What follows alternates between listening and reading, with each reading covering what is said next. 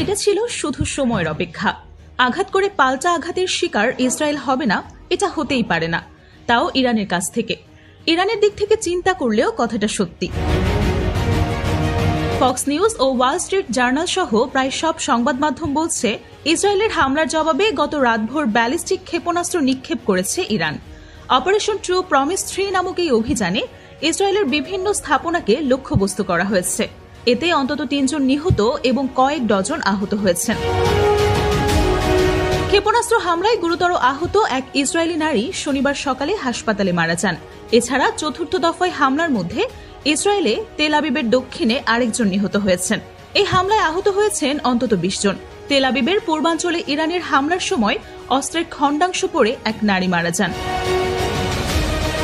ইসরায়েলের জরুরি সেবা সংস্থা মাগেন ডেভিড অ্যাডামের বরাতে টাইমস অফ ইসরায়েল বলছে, ইরানের হামলায় বেশ কয়েকজন গুরুতর আহত হয়েছেন, বাকিরা হালকা থেকে মাঝারি আঘাত পেয়েছেন, আবার অনেকেই চরম মানসিক ট্রমার শিকার হয়েছেন।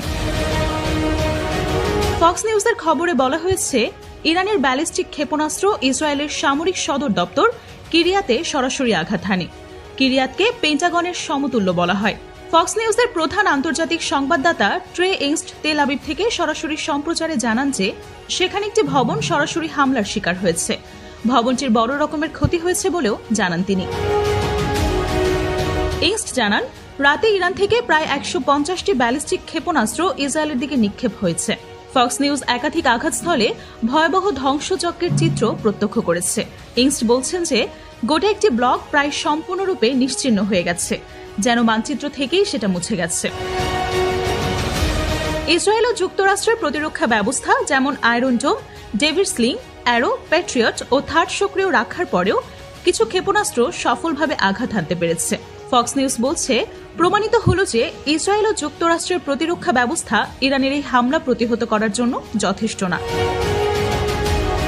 এদিকে শুক্রবার ইরান হুঁশিয়ারি দিয়ে রেখেছে, মধ্যপ্রাচ্যে অবস্থিত মার্কিন সামরিক ঘাঁটিগুলো তাদের পাল্লার মধ্যে আছে, প্রয়োজন পড়লে তারা সেখানেও হামলা চালাবে।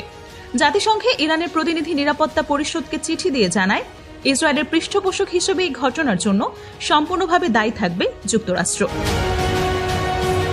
ইসরায়েলি প্রতিরক্ষা বাহিনী আইডিএফ এর মুখপাত্র ব্রিগেডিয়ার জেনারেল এফি ডেফরিন জানিয়েছেন যে বেশিরভাগ ক্ষেপণাস্ত্রই বিমান প্রতিরক্ষা ব্যবস্থার মাধ্যমে ধ্বংস করা হয়েছে বা ইসরায়েলের সীমান্তে পৌঁছানোর আগেই ভূপাতিত করা হয়েছে।